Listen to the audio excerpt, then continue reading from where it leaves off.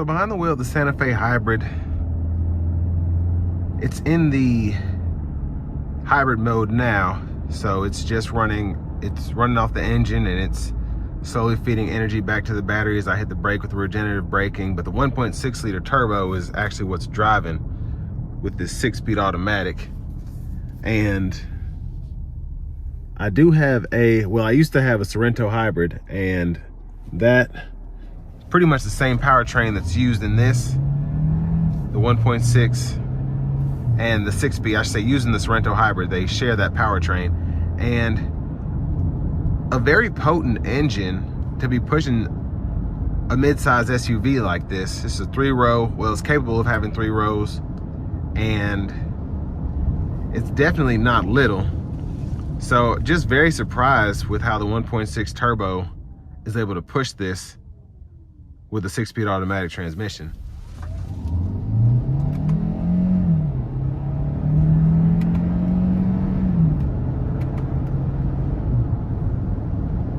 Yeah, really, wow. For a 1.6 liter, even though it is turbocharged, this feels so much quicker than even a Chevy Equinox with a 1.5 liter turbo. And you get a lot of that with the help of low-end power from the battery from a stop there. It was very loud. I should say it sounded very strained, the 4-cylinder did, but it's a 1.6 liter turbocharged 4-cylinder pushing this heavy of a vehicle. And just having the help of the electric motor, the powertrain is absolutely fantastic, where you can get power when you need it, but you're trying to get 35, 40 miles per gallon, you can use it to that advantage as well. So it was a very smart move by Hyundai and Kia to stick a 4-cylinder turbo in here, just in terms of power along with the electric motor, but also fuel economy. I'm gonna put it into Eco now. I had it in Sport, and then we'll use that on the interstate here. I'm gonna put the Smart Cruise on, lane centering's on.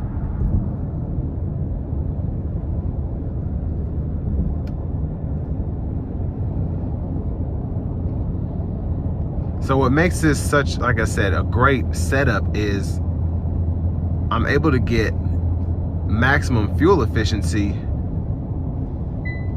by having such a small 4-cylinder, even with the turbo, specifically for cruising like this.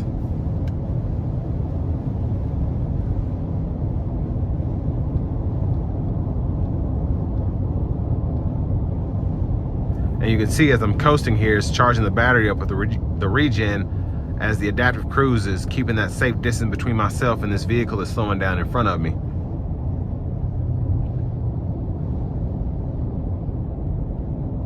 And in terms of ride quality, ride's pretty much like any other Santa Fe. So the ride is solid. It's not super smooth, but it's not jarring at all. Just a really good driving feel. But I'm in electric mode now, and it's showing you right there on the gauge cluster. But now you need to give it any heavy throttle, it will go ahead and kick that 1.6 liter on, and then it will charge the battery when it's able to. And then when you need the extra power, you can see it's getting power from both the engine and the electric battery, or electric motor, excuse me. Launches from a stop are quite fun in this, because especially when you have the auto stop on, it's in that idle mode and you still have the instant torque from the electric motor, and then the gas motor kicks on and just gives you the rest of the power. In terms of competition though, one that comes to mind is definitely going to be the Venza, kind of in between the Venza and the Highlander hybrid. Really the only big competitors outside of the Sorento hybrid, just in terms of the space, the fuel economy, and just overall usability. But all in all, very impressive SUV for the money. And this will bring me to an end of my review of the new 2023 Hyundai Santa Fe Hybrid.